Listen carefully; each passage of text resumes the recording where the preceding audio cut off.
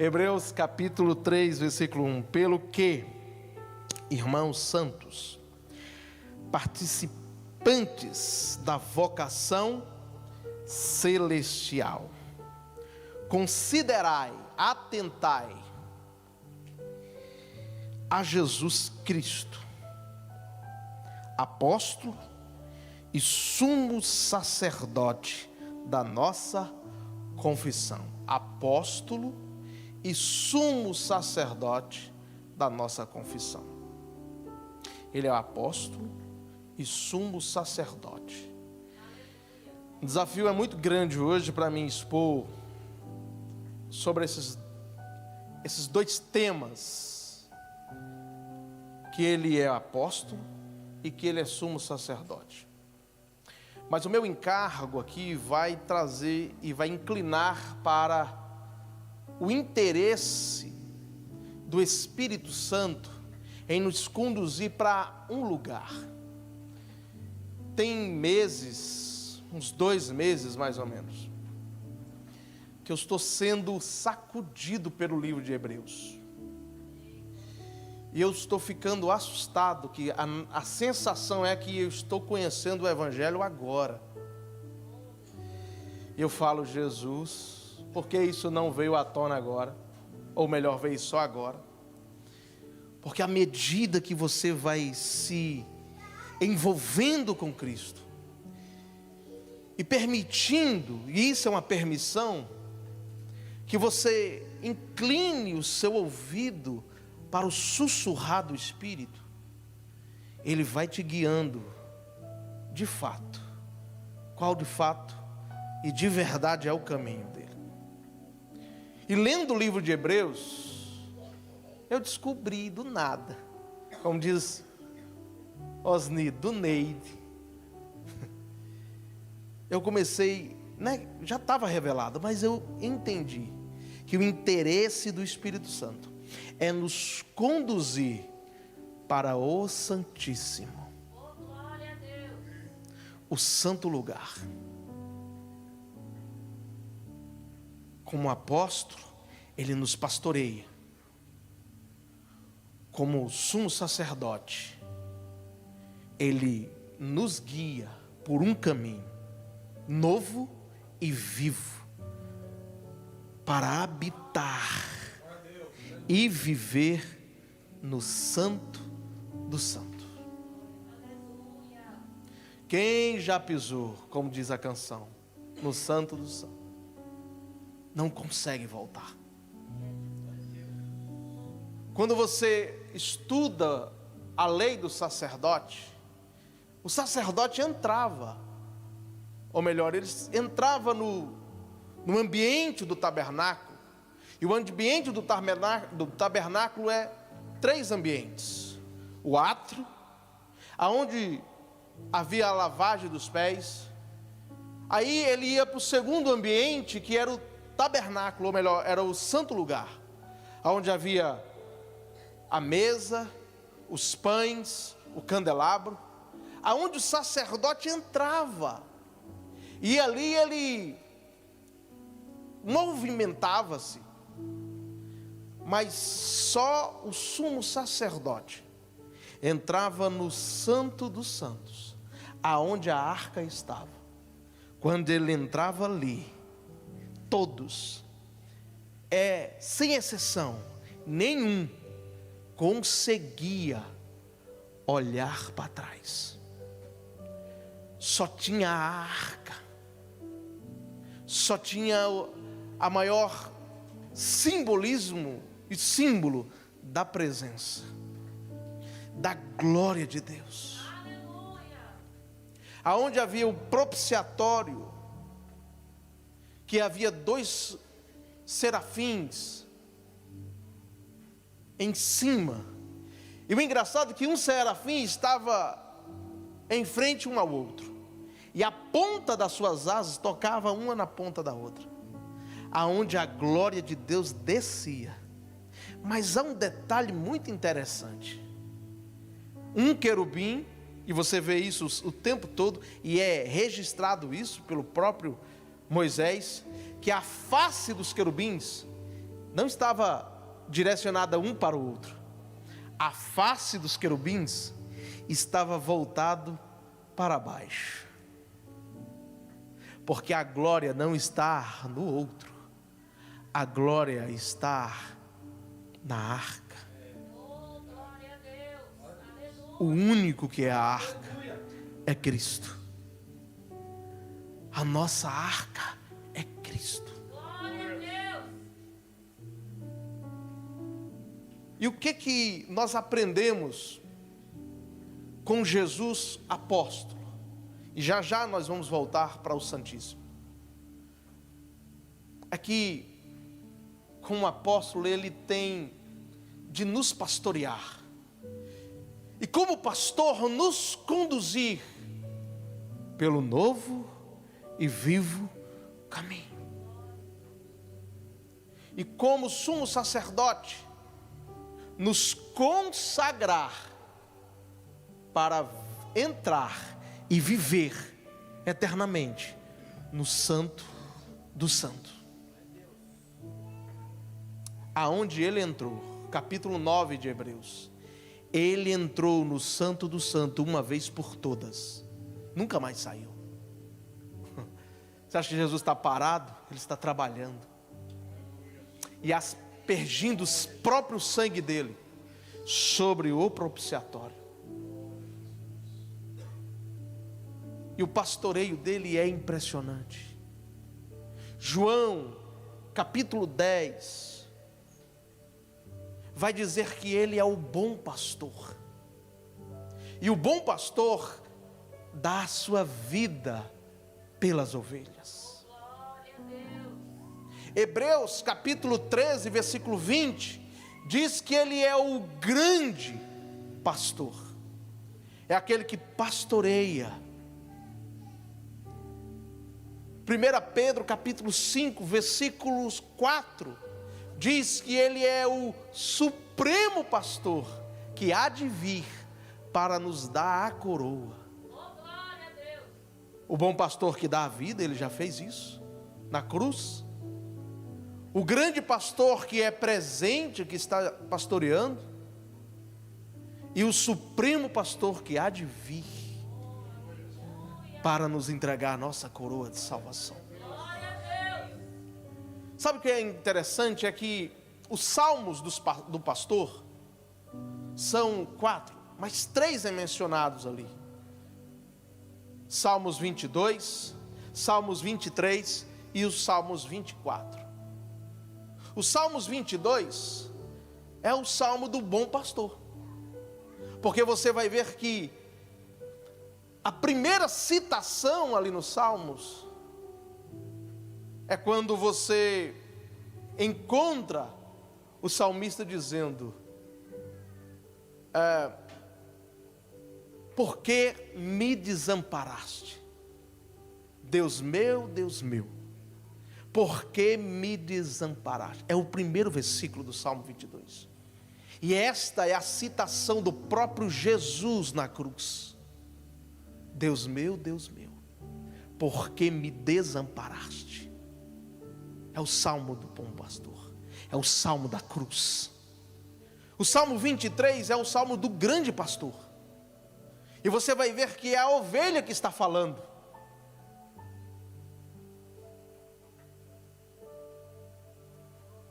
Você começa a meditar no que a ovelha está dizendo, e essa é a figura da igreja.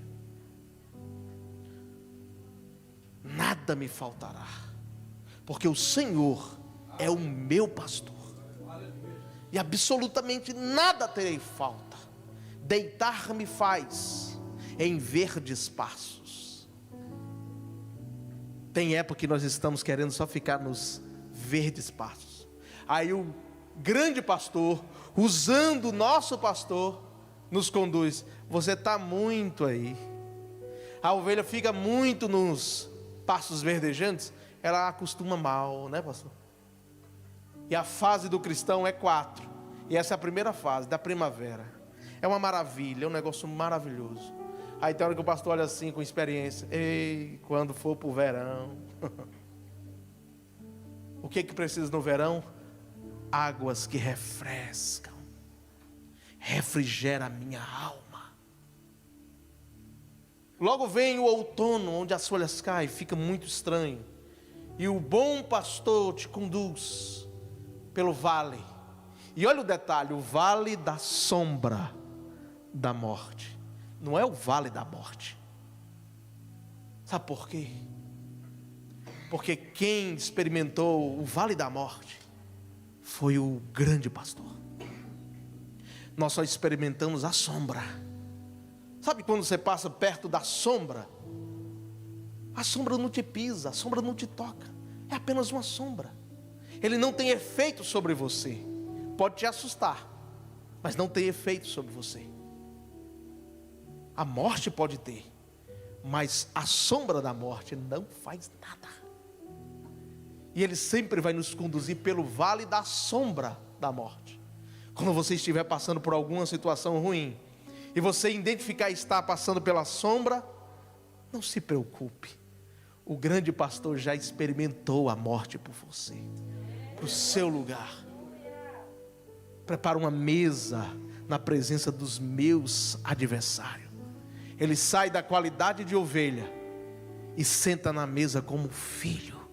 Ninguém será ou sentará como filho sem antes passar pelos caminhos da ovelha.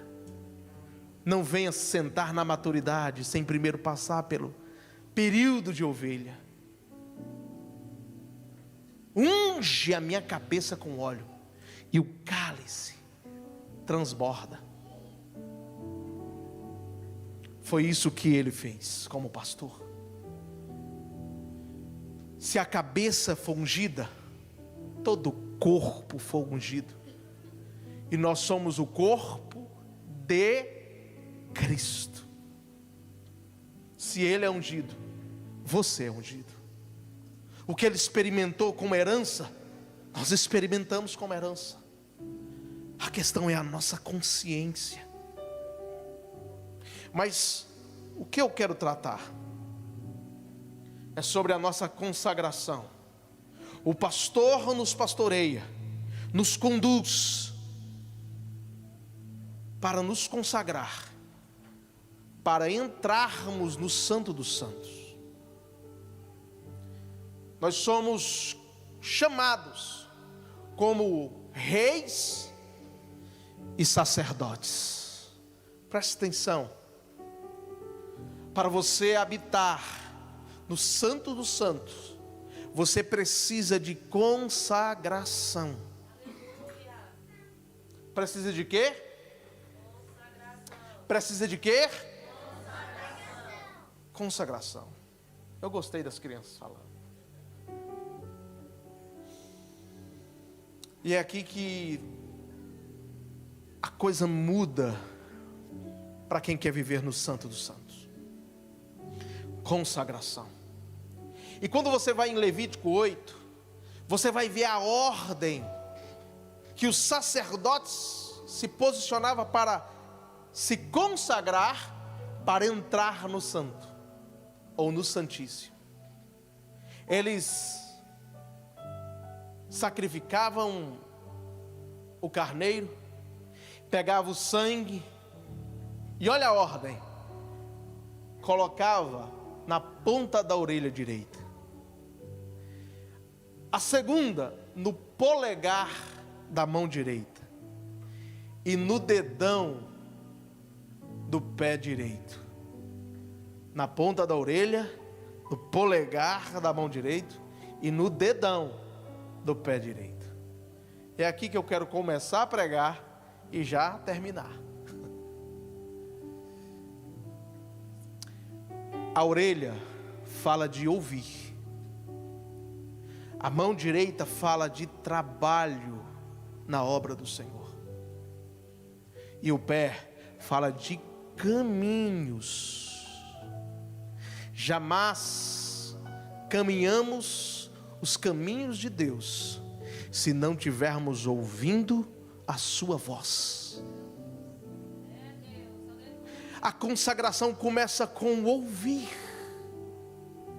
Bem-aventurados aqueles que ouvem.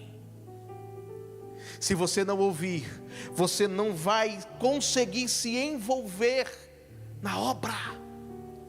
Pastor, eu não estou na obra, eu não estou fazendo nada. Esse é o maior sinal que você não está ouvindo. Porque todos aqueles que ouvem se envolvem. Todos aqueles que se envolvem sabem o caminho que está sendo conduzido.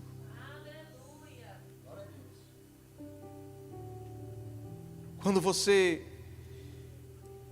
começa a ouvir, e você começa a perceber o Espírito Santo, Ele fala demais, Ele é incansável.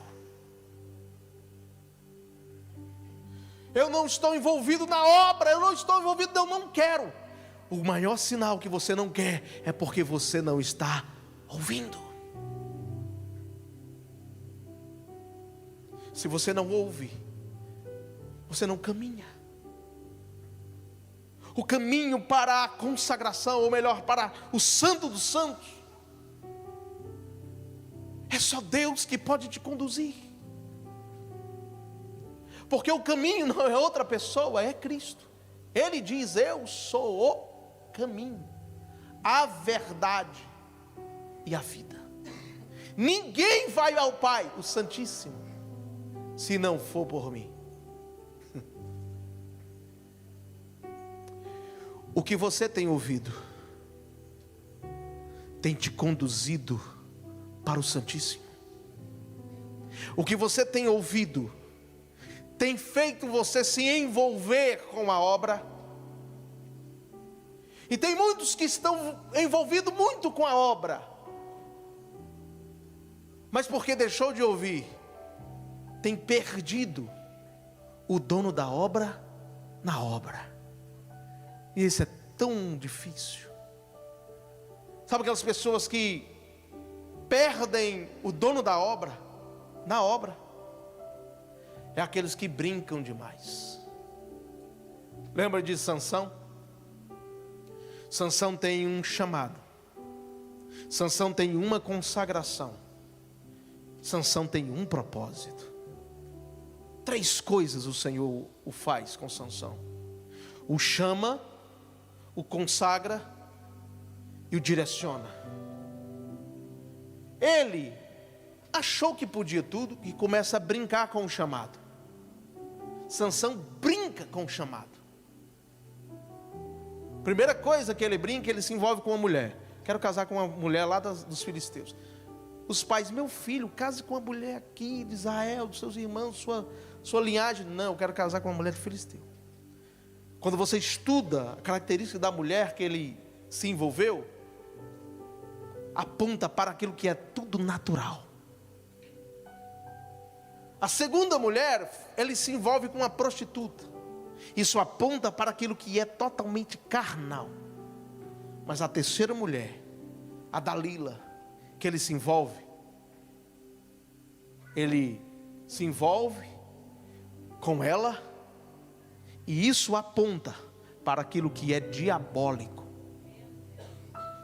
O diabo trabalha com o natural para captar você, para levar para o carnal, e do carnal para o diabólico. E quando chega nesse último, ele se envolve com vinho, que ele não poderia se envolver com bebida forte. Ele se envolve com vinho, adormece e conta o segredo. Ela conta o segredo para os filisteus. Os homens chegam, cortam o cabelo, furam os seus olhos e colocam ele para rodar no moinho. Quando você brinca demais com a sua consagração, com o seu chamado, o final é perder a visão, perder a consagração, e o seu propósito é só dar voltas, só dando voltas, só dando voltas. Não vai para lugar nenhum, continua dando volta, passa ano, entra ano, sai ano e continua dando voltas. Até que um dia ele entendeu que não era para ele brincar, era para ele levar muito a sério. Foi quando os cabelos começam a crescer novamente, e simplesmente a força dele volta. E ele tem uma atitude de matar aqueles filisteus. Mas ele também morre junto. Mas deixa eu te contar algo. O Senhor está nos convidando para ouvir, se envolver na obra e não sair dos seus caminhos, dos seus projetos, do destino que Ele nos fez, da condução que Ele está nos levando. Pastor, eu perdi o prazer de fazer a obra. É porque você perdeu o prazer de ouvir. Apocalipse, capítulo 2 ao 3, fala sobre 7 igrejas. E as 7, sempre no final, vai dizer: quem tem ouvidos, ouça o que o Espírito diz às igrejas.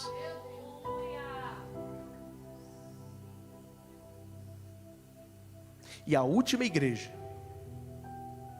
Jesus já não está mais dentro dela, mas Ele diz: eis que estou à porta e bato. E olha o detalhe: se alguém ouvir e abrir a porta, eu entrarei e cearei com ele, e ele ceará comigo. Quer acertar? Volta a ouvir. Quer de fato saber que você está no lugar certo? Volta a ouvir. Eu não estou gostando, não estou. O jeito que o pastor está conduzindo, o jeito que eu não estou gostando, não, eu estou. Ouve. Chega no pastor: pastor, estou na posição errada, o Senhor está me mostrando que é para mim ir para cá. Ele, como um pastor que é direcionado pelo grande pastor, vai te posicionar no lugar na casa. Porque quem está conectado com Deus tem sensibilidade. Por favor, para de criar desculpa, porque você não se envolve na obra, porque você não pega no arado. O Santíssimo não é o lugar que você entra, é Ele quem te conduz.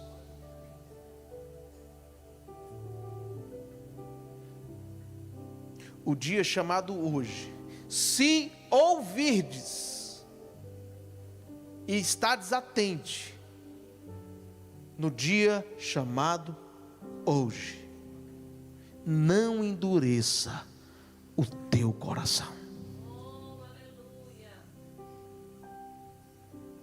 Eu encerro dizendo o seguinte: Hebreus 3, versículo 7. Portanto, como diz o Espírito Santo, se ouvirdes hoje a sua voz, versículo 8, não endureçais os vossos corações, como na provocação do dia da tentação no deserto.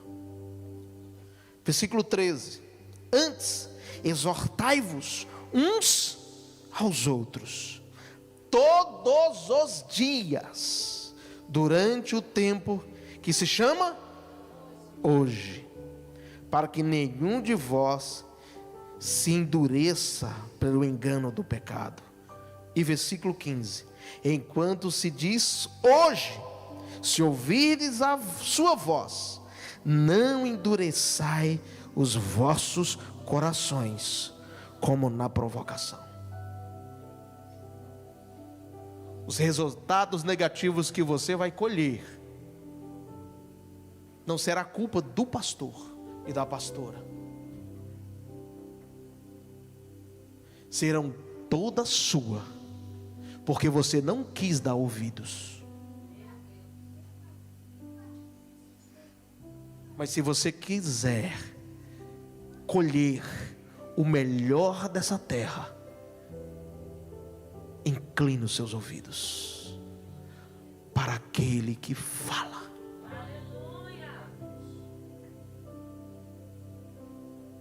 Feche seus olhos.